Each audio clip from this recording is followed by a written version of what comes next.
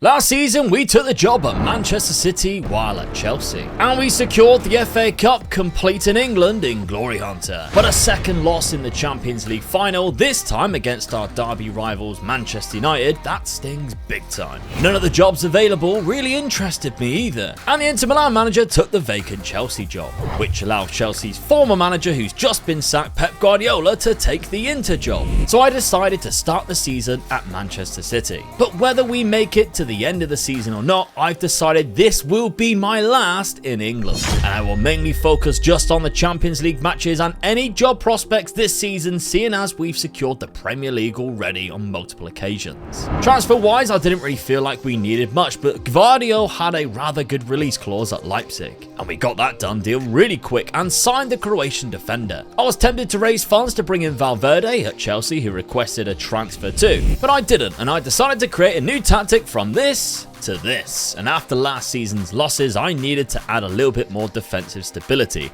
and with the three at the back, bringing in Gvardiol, I think that will help that, and where I can rotate the three strikers that we've got, I think it'll be a good change. Although leading up to the Champions League games, I didn't know whether it was going to be good or not, with big wins but two losses to Man United and Arsenal. But in our first Champions League fixture, we faced off against Barcelona at the Etihad, and an attack down the left created the first goal from Osimhen. It stayed 1-0 till fairly late in the second half, when eventually we secured the win when Caicedo picked up a second. Next it was Pep's Inter Milan, and despite Haaland picking up a knock, he still managed to score the only 2 goals of the game. However, we had used all our subs, and at this point, after a counter-attack to pick up the third, he pulled up with a bad injury and had to come off. Luckily, it was only an injury for the next 2 weeks, and he shouldn't miss too many important matches. West Ham were the early frontrunners in the Premier League though, and they were led by Thomas Tuchel surprisingly. It seemed like we also already played our 2 difficult fixtures in the Champions League phase, with some easier fixtures to follow.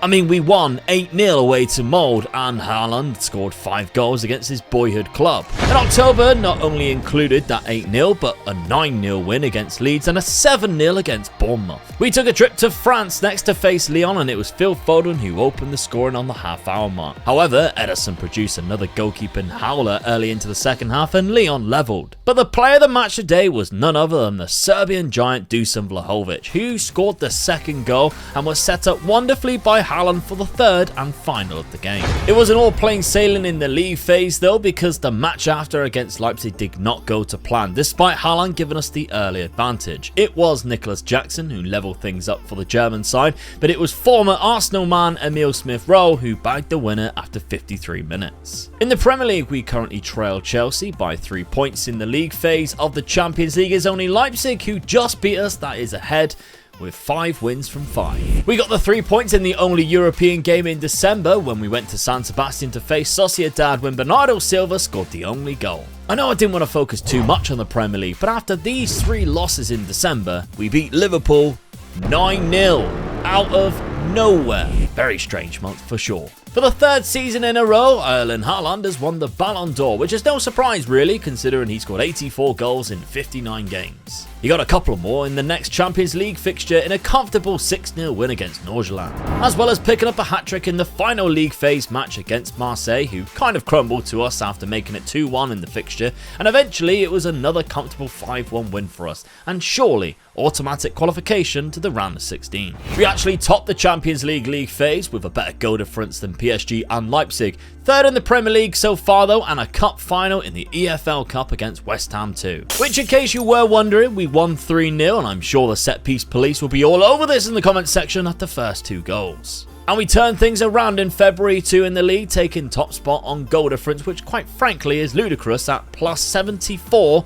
after just 29 games, and it's Bayern Munich in the round of 16 up next. And they absolutely battered us in Munich, with Benjamin Sesko scoring a very good hat-trick, with his 3rd coming just after half-time. The guy is an animal.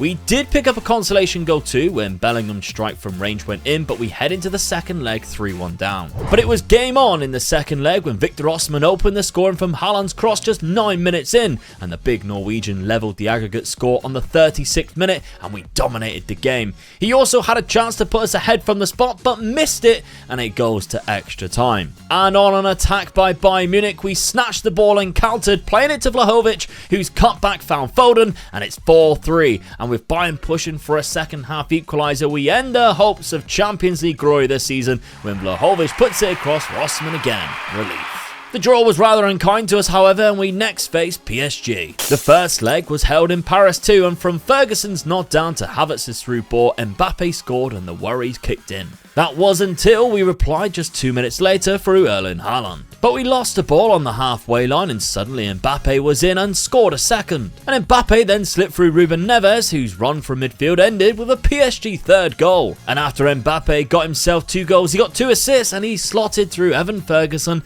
and it's 4-1 in the first leg. We have turned the Etihad into a fortress this season, and we needed to do that again, and it took until the second half before we finally put the pressure on. Erling Haaland made the aggregate score 4-2, but Foden put us just a goal behind. And after just announcing his plans to retire at the end of the season, Kevin De Bruyne levels the score, and again it's extra time, which we powered through with momentum, and Dusan Vlahovic snatched the lead, and Phil Foden, just like the last round, puckered up a crushing final goal, and somehow we go into the semi-finals. And we get the difficult tie once again, facing Real Madrid. We really are our own worst enemy though, because we constantly go behind in the knockout stages, and today is no different. After Camavinga's goal, we failed to clear the ball away, and Matt O'Reilly's shot deflects in and makes it 2-0 at the Bernabeu. But as you can see, straight from the kickoff, we go route 1 in the 87th minute, and Bernardo Silva gives us momentum going into the second leg. I know we've been good at the Etihad, but this is something else. We are a different beast. I know the first 2 goals were a little scrappy as well, but once we were ahead, we were still lethal, and we continued to put the boots in on Real Madrid, who were not having a good day at all. And by half-time, we are 5-0 up with the game all over, but the final score comes in at 7-0, and it's another Champions League final for us. And this time it's the Italian side Milan we face. There've been no jobs that have really cropped up that I fancied, and we've got the lead tied up with a game to go, so we're actually on for a treble. The player stats for the league is hilarious too, as we dominated that. Our lineup for the Champions League though, which by the way is being played at Old Trafford hilariously, includes a strong side with a retiring Kevin De Bruyne on the bench. So what were we facing in the final? A classic 4-2-3-1 from AC Milan with their danger man Rafael Leao out on the wing.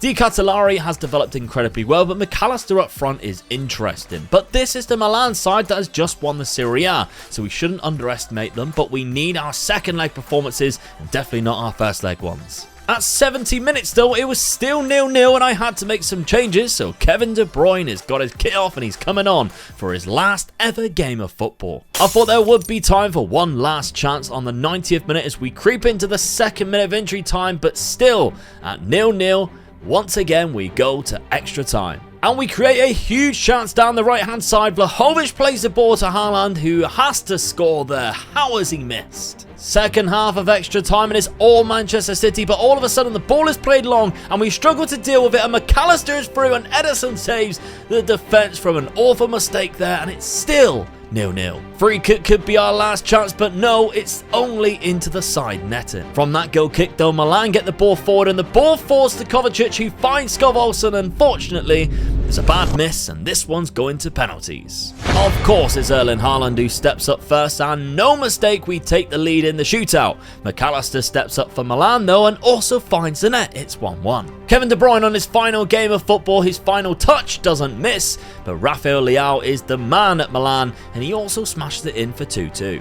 Vlahovic is next to fire home for us, and Elmas makes no mistake for Milan. 3-3. Who's going to miss first? Well, James Ward-Prowse came on in extra time and he loves a penalty and he finds the bottom corner. And Kovacic steps up and puts it just out of reach for Ederson. It's 4-4. Ronald Araujo is surprisingly the 5th taker, but it's a very composed defender and he scores in the bottom corner. Ravella from midfield had a good game and his penalty is smashed down the middle. Sudden death time. New signing Gvardiol joined us in the summer, big left foot and he scores, and it's all on Skov Olsen, who steps up and it's saved by Ederson. And finally we have won the Champions League at the 3rd time of asking. Relief as we finally get this done for Glory Hunter. There were no obvious jobs to go for during the season, so I stayed put and it was ultimately the right decision as we lift the Champions League trophy. But make no mistake, we will be resigning after this win and I will be hunting for our next job. And my prediction might be correct. Even though this was our 3rd final, I think the Europa League will be much more difficult to win. Manchester City made that 3 Champions Leagues in a row from a Manchester side and 6 in a row from an English team. But let's get that Champions League trophy added to our Glory Hunter cabinet. And it's time to leave our post at Manchester City and begin the job hunt. Quite interesting to see what our manager profile is known for, leading teams to title wins. The first job that cropped up though throughout the summer was Emery leaving the Sociedad job to become the Spain manager. We also got offered a lot of those roles as well, including the England job. But for some reason, on the day that Emery left, I could only declare interest and I couldn't apply for the role at Sociedad.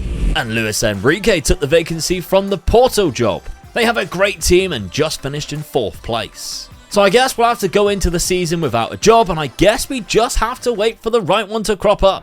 And it wasn't until November when they started to appear with the likes of Sevilla, Celta Vigo and Bayer Leverkusen who caught my eye. Celta sit in 17th place and Sevilla in 14th currently in La Liga. However, Leverkusen is a weird one. They are dead last in the Bundesliga but have an amazing team. Rieder is in centre mid and is superb. They have Hloschek and Rykov up top and Florian Wirtz and Almeida in midfield, who is also injured. Whereas the Sevilla team is not great at all. They have Scott McTominay for Christ's sake. The same as Celta Vigo, not McTominay, but their team is really bad. So what would you do? Would you apply for Leverkusen? They don't have any European football and a great team to build around. Or do we wait a little longer for another manager at a bigger club, possibly in Europa League football, to leave?